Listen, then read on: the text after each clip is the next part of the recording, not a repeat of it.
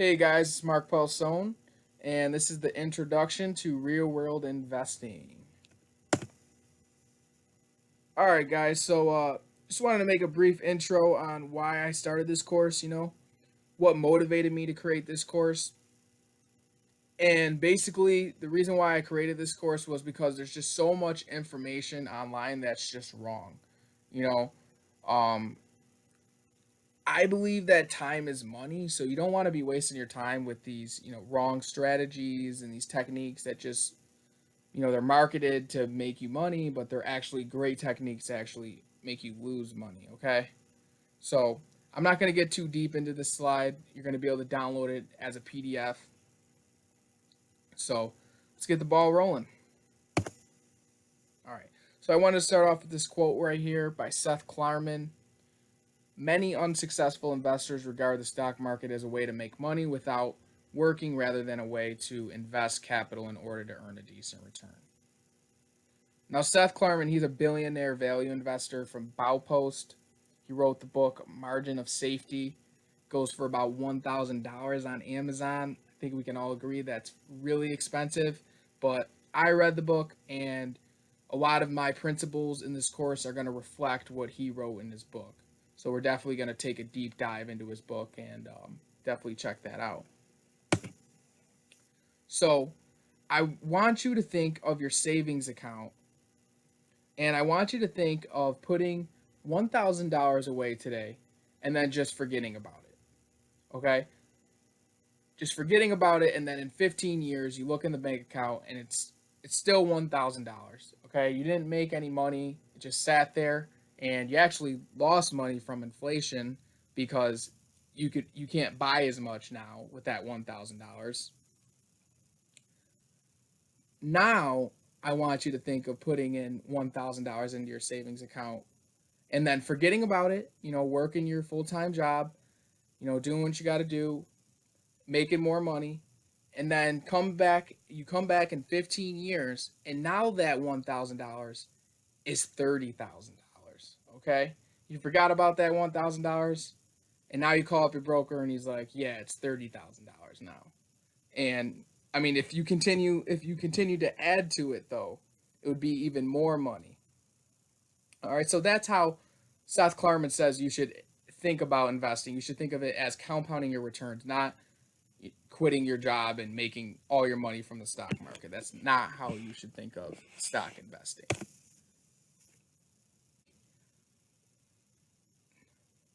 This right here is the S&P 500. Many refer to this as the overall stock market. So if you hear the stock market crash, this is basically what people are referring to. The top 500 companies. It's just an index that follows the top 500 companies. Um, so you can see that from around 2000 to almost 2003, the stock market was going down. So if you quit your day job in 2000 and you said, I'm gonna get all my income from stocks, you wouldn't have done too well. And the same thing with 2007 to 2009. So we that's called a bear market. When the market's down by 20% or more. So you wanna think as a stock you wanna think of the stock market as compounding returns. You don't wanna quit your day job and just try to make money from day trading. There's also long-term benefits of holding a stock. So if you hold a stock longer, you're going to have a lower capital gains tax. You're going to have lower trading fees. If you're day trading, you're getting killed with commission fees. And you also want to keep in mind that since 1900, stocks have went up about an average of 9% a year. It's really like 6% after inflation. It's mainly two investment methods. There's technical analysis and there's fundamental analysis. If you're doing technical analysis, you're basically making trades off of past behavior in the stock price, and you're basically analyzing charts and guessing and predicting, looking at trends. You're trying to find momentum in stock prices, and a lot of technical analysts, they neglect the fundamentals of the business and they just completely ignore valuation. And if you're a fundamental analyst, you basically believe that stock prices reflect the value of a business in the long run. You examine the fundamentals of the business. You look to make money off of share repurchases, dividends, PDE ratio increasing, earnings growth, or both. And this is just a chart. This is just a chart showing corporate profits versus the S&P 500. Stocks follow earnings in the long run. So if corporate profits go up about 6%, stocks should go up about 6% in the long term.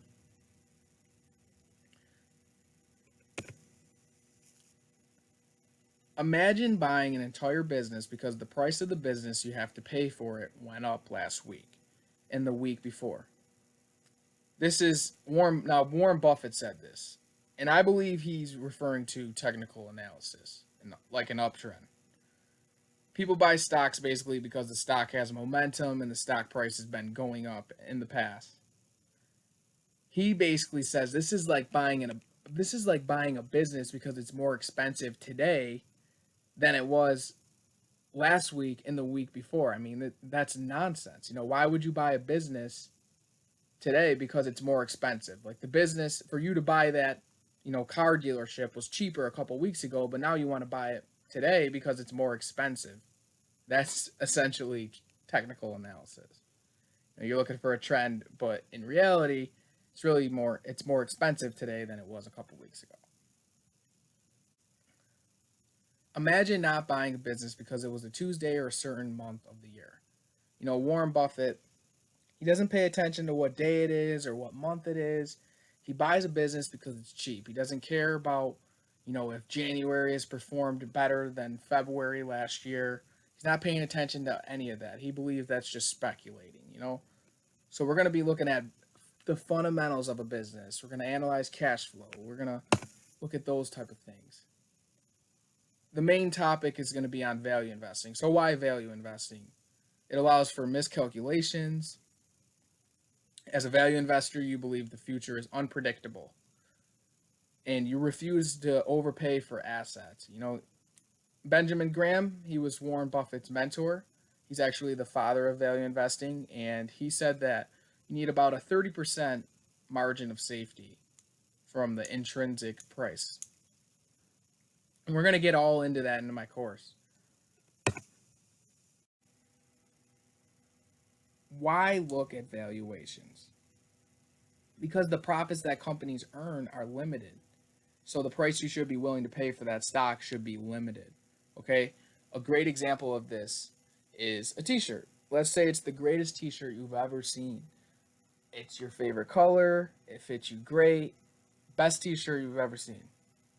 Now, let's say that t-shirt is $400. Would you buy that t-shirt? Probably not.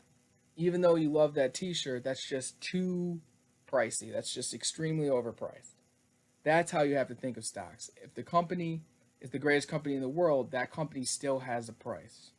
And a great example of this is the dot-com bubble in the 1990s, which we're going to take a look at. We're going to do an analysis on that in the future. And another great example is in the 1970s, earnings and dividends increased, but stocks still went down because the price to earnings multiples dropped.